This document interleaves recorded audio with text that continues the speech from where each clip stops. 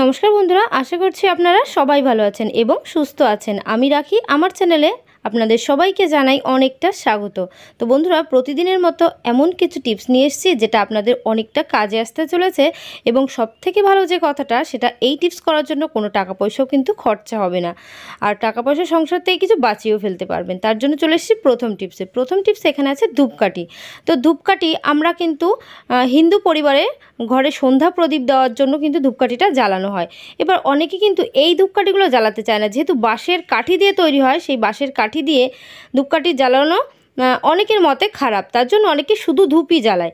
এবার আমরা যারা ঘরের মধ্যে সন্ধ্যা প্রদীপ দেওয়ার জন্য এই ধরনের ধূপকাঠি ইউজ করছি, আবার অনেক সময় কী হয়, সন্ধ্যা প্রদীপ দেয় না কিন্তু ঘরে একটা খুব সুন্দর সুগন্ধের জন্য ধূপকাঠিটা ব্যবহার করে।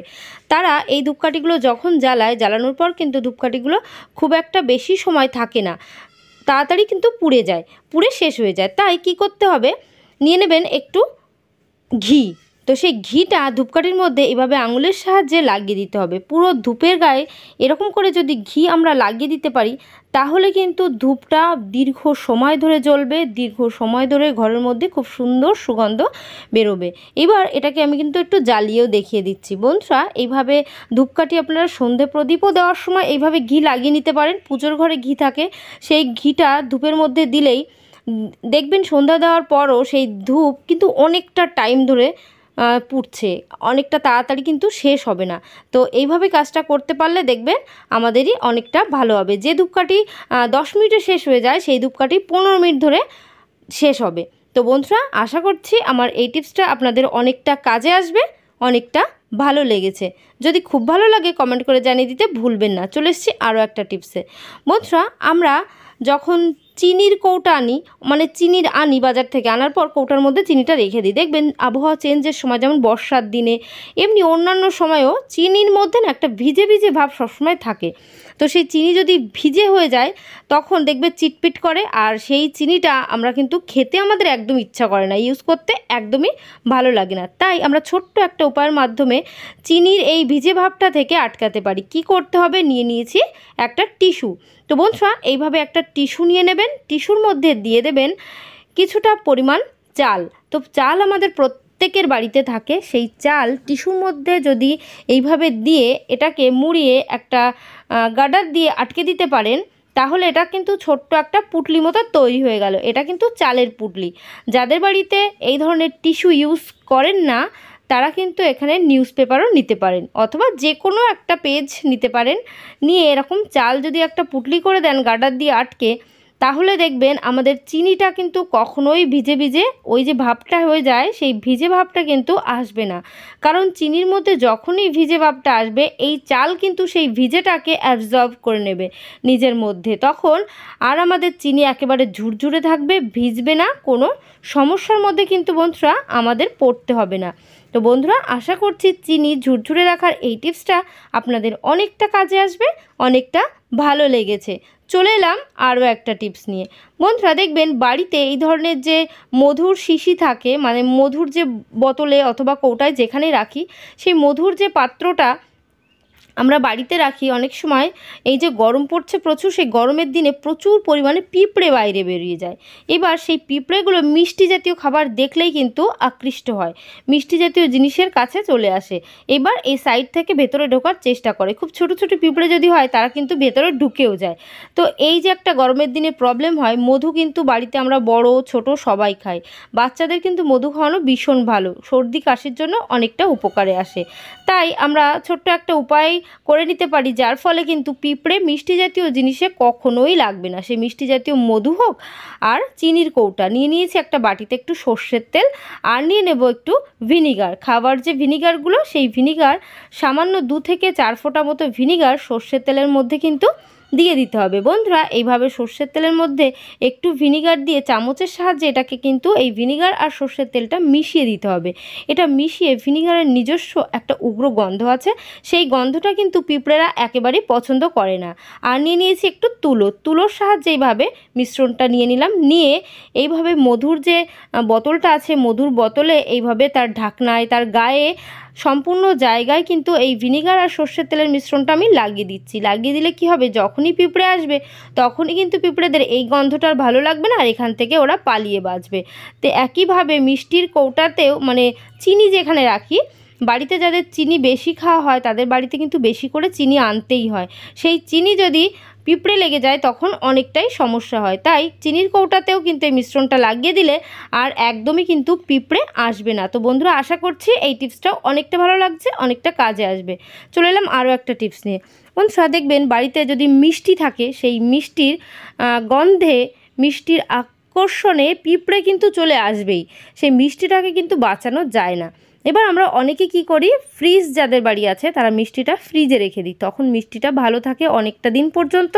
এমনকি পিঁপড়েও যেতে পারে না ফ্রিজের মধ্যে, কারণ ফ্রিজের সাইডে যে রাবারটা দেওয়া থাকে তার ফলে কিন্তু পিঁপড়ে ভেতরে যেতে পারে না।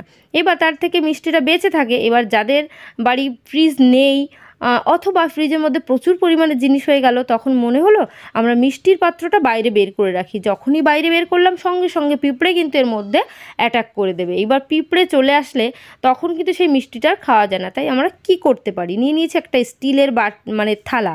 সেই স্টিলের থালার একটু কানা উঁচু থালা নিতে হবে, তার মধ্যে দিয়ে দিতে হবে কিছুটা পরিমাণ জল, একদম কানা কানা পর্যন্ত, যে খুব বেশি দিতে হবে তেমনটা না, অল্প কিছুটা পরিমাণ জল দিয়ে দিতে হবে। এবার এই যে জলের মধ্যে আমরা কিন্তু মিষ্টির বাটিটাকে বসিয়ে দেব। এইভাবে মিষ্টির বাটি যদি বসিয়ে দিতে পারি বন্ধুরা, তাহলে কিন্তু পিঁপড়ে একদম এই মিষ্টির বাটিতে অ্যাটাক করতে পারবে না, মানে আসবেই না, কারণ এখানে জল আছে। ওরা কিন্তু আসবে, আসার পর এই কানা দিয়ে পর্যন্ত থাকবে। এই কানার বসে দেখে এই জল যেহেতু আছে, জল পার করে মিষ্টির পাত্রে কিন্তু ওরা কখনোই যেতে ওদের ইচ্ছাই হবে না। জলের ফলে পিঁপড়ে কিন্তু এখান থেকে একেবারে চলে যাবে, আর কিন্তু দ্বিতীয়বার ঘুরে এখানে আসবে না। তাই বন্ধুরা বলছি, যখনই মিষ্টি আনবেন, বাড়িতে রাখছেন, বাইরে রাখছেন, ফ্রিজে রাখতে পারছেন না, সেক্ষেত্রে কিন্তু এই টিপসটা ফলো করে দেখবেন, তাহলে কিন্তু আপনাদেরও অনেকটা কাজে আসবে, অনেকটা ভালো লাগবে। তো বন্ধুরা, আমি কিন্তু চলে এলাম আমার পরবর্তী টিপসে।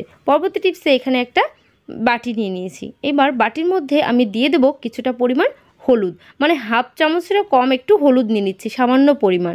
এই হলুদের মধ্যে আমি আরও একটা উপকরণ মেশাবো, সেটা হলো বাড়িতে যে কোনো সুগন্ধি পাউডার আছে, এক্সপায়ার হওয়া যে পাউডার আছে, যে কোনো পাউডার দিয়ে দিতে পারেন।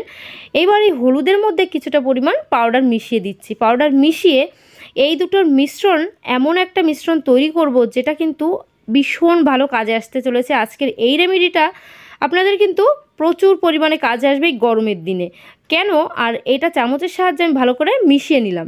মিশিয়ে এই যে মিশ্রণটা আমার তৈরি হয়ে গেছে, দেখবেন এখন গরম যেহেতু পড়ে গেছে, গরমের দিনে পিঁপড়ের উপদ্রব না প্রচুর পরিমাণে হয়ে গেছে। যেখানেই মিষ্টি কিছু থাকছে, মিষ্টি কিছু পড়ে গেছে, সেখানেই পিঁপড়ে চলে আসছে।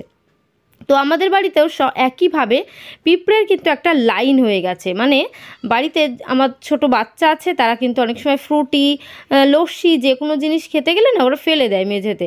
যদি সেই মুহূর্তে পরিষ্কার না করা হয়, যদি এখানে একটু কিছুটা ফ্রুটি পড়ে আছে, তো এর মধ্যে কিন্তু পিঁপড়ে সঙ্গে সঙ্গে লেগে গেছে।